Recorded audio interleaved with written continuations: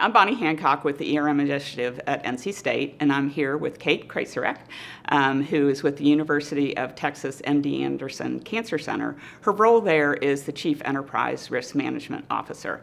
So pleased to have you with me this morning, Kate. Thank you so much for having me. Yeah.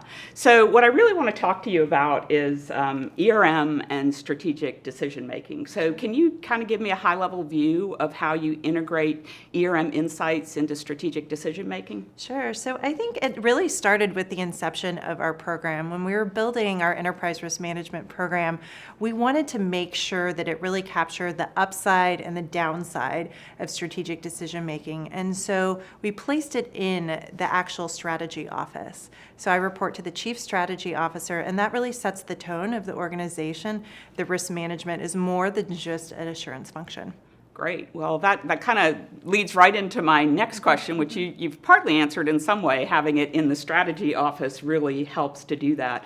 But what other steps or conditions were in place in your organization that really helped to elevate those risk insights in decision making? Sure. I think when you're thinking about strategic decision making and risk management, you want to make sure that it's thoughtful, it's useful, and it's timely. And it's also customized to whatever business unit that you're addressing. So for each strategic decision, we want to meet the risk owner where they are to understand what challenges and exciting things that they're facing and try to incorporate that into our insights. So as you're meeting with those risk leaders, really, what are some things that you do to really get them engaged and get them buying into the ERM process and the value of those risk insights as opposed to this is just a check the box exercise I've got to go through? Sure. So I think it really starts when a leader enters the organization. So all of our leaders undergo intensive enterprise risk management training, really to understand the terminology, the process, the value add. And then from there, we build relationships. It's all about building trust and understanding and helping them accomplish their goals. Well, maybe if I could dive a little bit into the kind of the two parts that I really took from that answer too. Is like tell me a little bit more about what the training's like. How long does it last? What are kind of the key topics that are covered? So when we started building the enterprise risk management program, it was new terminology to all of us in the organization, and really until that point in healthcare as well. So we had to build our program from the ground up.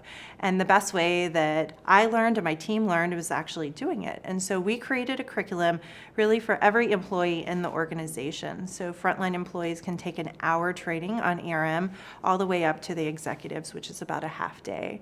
And that training really consists of going through the process, taking a hypothetical situation, a hypothetical strategic decision, and then using the enterprise risk management principles to really dive in deep to illustrate the value of the process. Do you ever have any trouble getting those executives to take 4 hours away from their busy schedules? Of course.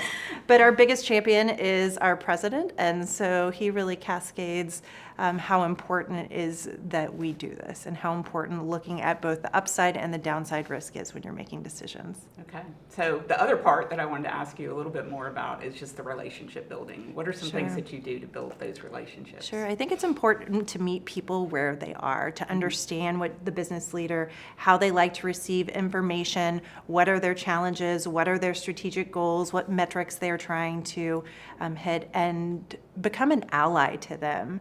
Take that heavy lift on your back. Take decisions that you can go find out the answer for them instead of constantly pushing back on them. Yeah, I've definitely heard that from other ERM leaders where they say, make it easy for the other side, do the work for them, help them out. That's great advice. And help celebrate their wins as well. I think the other challenging thing as a business leader is sometimes you operate in a silo, and the beauty of enterprise risk management is you make those correlations.